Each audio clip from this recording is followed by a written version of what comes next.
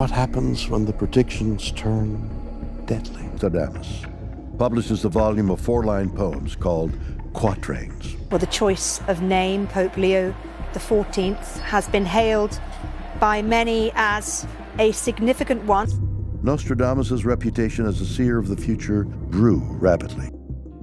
In 2025, the Catholic Church made history by electing its first American pope, Leo XIV. But while millions celebrated, well, for the first time in more than a month, the papal general audience was held in Rome, and for the first time ever, it was held by Pope Leo XIV. others turned to an old, mysterious source for answers: the prophecies of Nostradamus. His cryptic verses, written nearly 500 years ago, may have predicted more than just a new pope. They might hint at the end of the Church, or even the world. Was Leo XIV's rise foretold, or is something far more unsettling unfolding right now? Join us as we look into what Nostradamus predicted for Leo XIV in 2025. Nostradamus's prediction for Leo XIV. The historic election of Pope Leo XIV, the first American ever chosen to lead the Catholic Church, has sparked a mix of celebration, curiosity, and concern. Among scholars and prophecy watchers, the moment feels far more significant than just a leadership change. Many have turned to the writings of Nostradamus, the 16th century French astrologer, whose cryptic predictions continue to stir debate centuries after they were written. A widely circulated theory suggests that Nostradamus may have predicted the end of the Catholic Church, or even the world, during the reign of a future pope. With Pope Leo XIV now seated on the throne of St. Peter, some believe that moment has arrived. According to a report by EDA-TV, a line in Nostradamus's writings hints that the world could face major destruction in 2027. And now, with the unexpected rise of a pope bearing the ancient and rare name Leo, interest in this timeline has grown dramatically. Is this just a coincidence? Or is history following a script written centuries ago? Stick around, it's about to get even more interesting. The name Leo hasn't appeared in papal history since the 1800s, when Leo XIII held office. For more than a century, that name vanished from papal tradition. So, when Cardinal Prevost emerged from the conclave as Pope Leo XIV in 2025, Vatican watchers were stunned. Some see more than a revival of an old name. They see a symbolic sign. In Les Prophéties, Nostradamus wrote of a lion on the throne at world's dusk. Though open to interpretation, many believe the lion refers to Leo, Latin for lion, and world's dusk signals the decline of global order or spiritual authority. Supporters of this theory argue that the prophecy describes a pope whose reign begins as the world faces mounting crises. The timing certainly adds fuel. Global instability is rising, with climate emergencies, social unrest, and technological disruptions challenging traditional institutions. The Church, too, has struggled with declining influence and internal divisions. Against this backdrop, the arrival of an American pope with the rare name Leo feels, to some, like a chapter of prophecy unfolding in real time. Adding depth to the theory is the prophecy of the popes, a mysterious document attributed to Saint Malachi. Malachi Morguer was nothing less than a saint. But despite his faith in the mercy of God, he was forced to bear witness to a terrifying vision of divine. An Irish archbishop from the 1100s. His list of 112 popes supposedly predicts the destiny of each pontiff with short Latin phrases.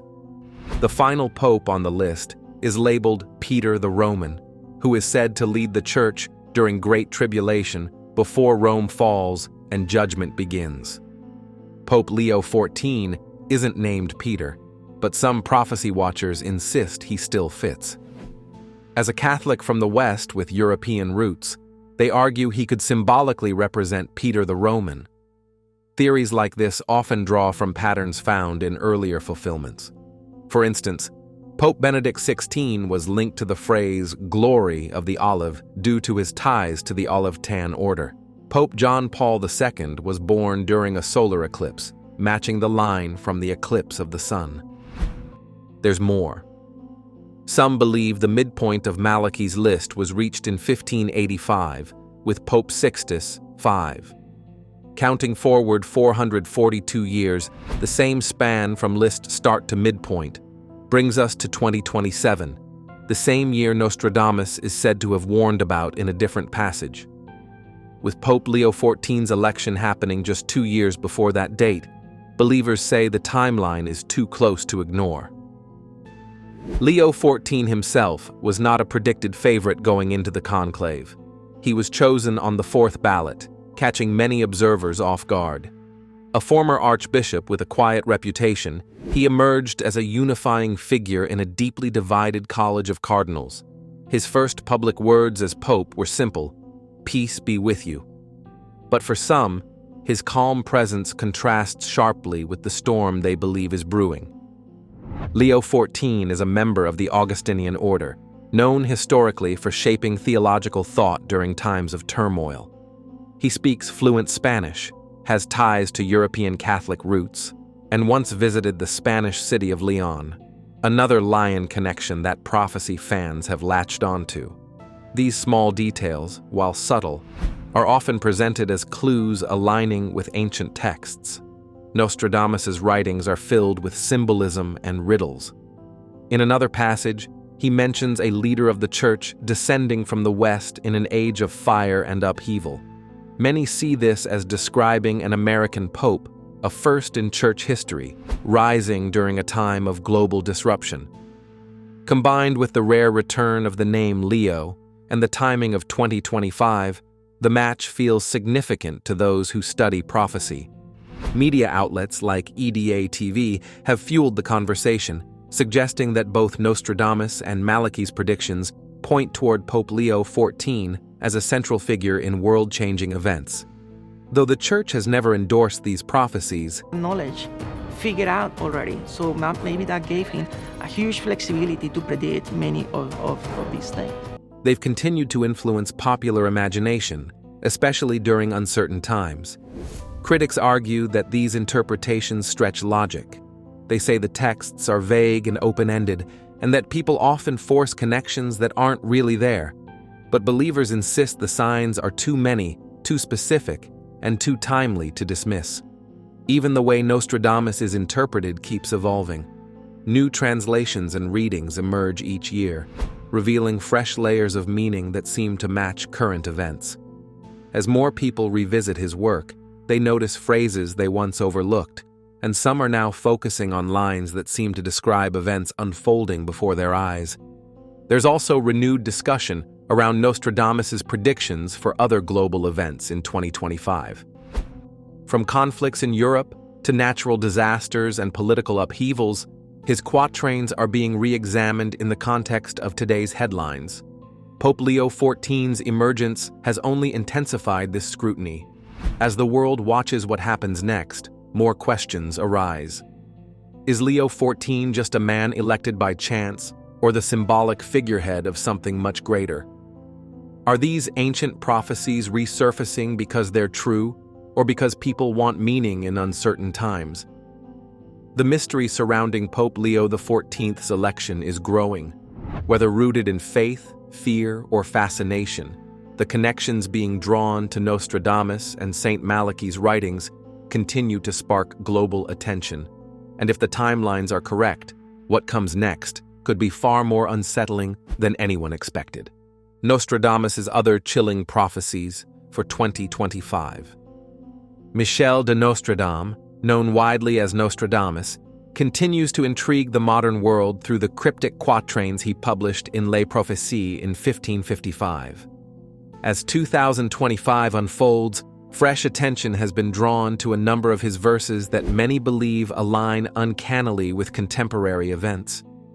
While some regard these predictions as vague or symbolic, others argue that too many parallels exist between the texts and our current global state to dismiss them as mere coincidence.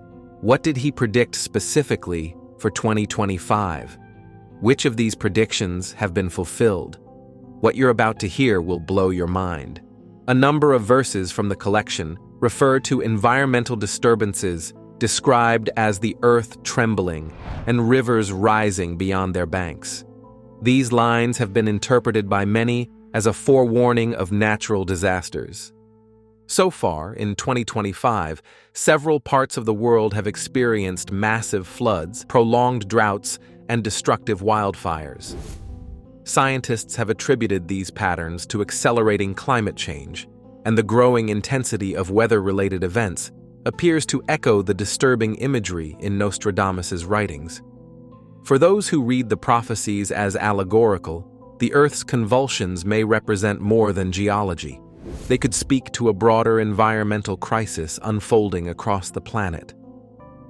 Another set of Nostradamus verses mention flickering lights and unknown worlds appearing in the sky. His words really do ring true. Perhaps he merely recognized an unfortunate but universal truth, that history does repeat itself. These lines have been interpreted in light of current developments in space technology. NASA's Artemis missions, aimed at establishing a sustained presence on the Moon, and private initiatives by companies such as SpaceX to reach Mars are advancing steadily in 2025. Alongside them, new satellite networks are expanding human activity in space. These technological leaps in off-world exploration suggest a new age of discovery, a possible reflection of Nostradamus's vision of celestial revelations. Global instability also seems to be captured in the prophecies. One quatrain describes a period of merciless warfare and shifting dominance among powerful nations, while some interpret this as a reference to centuries past. Recent and ongoing conflicts suggest otherwise. Tensions in the South China Sea, persistent hostilities in the Middle East, and the continued war in Eastern Europe have raised alarms. In addition, global alliances are realigning as emerging powers assert their influence. Many now view the gradual decline of Western political and economic dominance and the ascent of countries like China and India as direct echoes of the shifting world balance the prophet seemed to foresee. Some of Nostradamus's most puzzling words refer to wealth, specifically mentioning items like coin leather and sudden financial loss.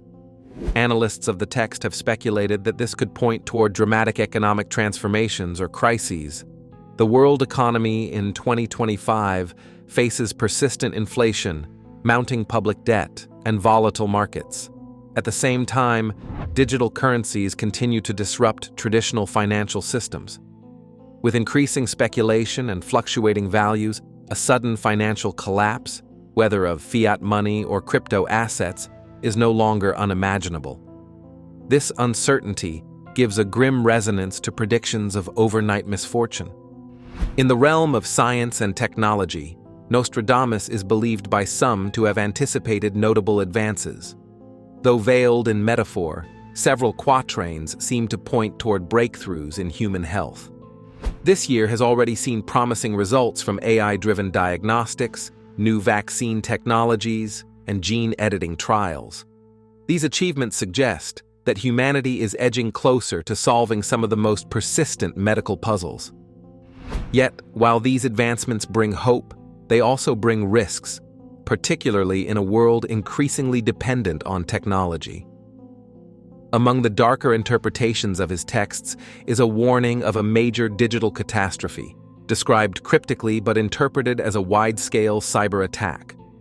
In an age where infrastructure, communication, and finance all hinge on digital security, such a prediction is not taken lightly. Recent years have seen an increase in cyber intrusions targeting state systems and private corporations. Experts continue to warn that a single coordinated digital assault could cripple essential services and spark global panic. With that backdrop, Nostradamus's warnings of invisible threats disrupting civilization take on a sharper meaning.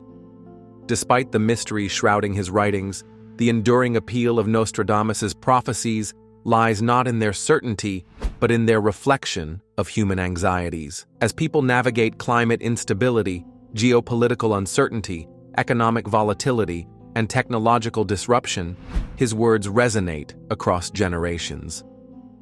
The fact that many of these predictions remain vague allows for wide interpretation, But it is precisely this ambiguity that fuels their relevance. Critics have long argued that Nostradamus's texts are so open-ended that they can be applied to nearly any situation in retrospect. Supporters, however, claim that too many of his forecasts align too closely with real events to be ignored. The year 2025 has become a focal point for this debate, with some insisting that we are living through one of the most active periods of prophetic fulfillment in modern history. Whether these alignments are the result of chance, insightful foresight, or human tendency to find patterns in chaos, one fact remains clear. Nostradamus's writings continue to provoke reflection on the challenges of the present and the possibilities of the future. They do not offer solutions or instructions, but rather pose unsettling questions. In that way, they serve as a mirror for humanity's hopes and fears, always open to new interpretation. As the global community moves through this pivotal year, more attention may fall on what else the seer might have implied. His legacy is not just about prediction, but also about the power of curiosity, imagination, and caution in the face of uncertainty. Now, as attention shifts back to the newly installed Pope, Leo XIV, attention also turns to the man himself. Who was he before ascending to the highest position in the Catholic Church? What trials has he endured, and what path brought him to this moment?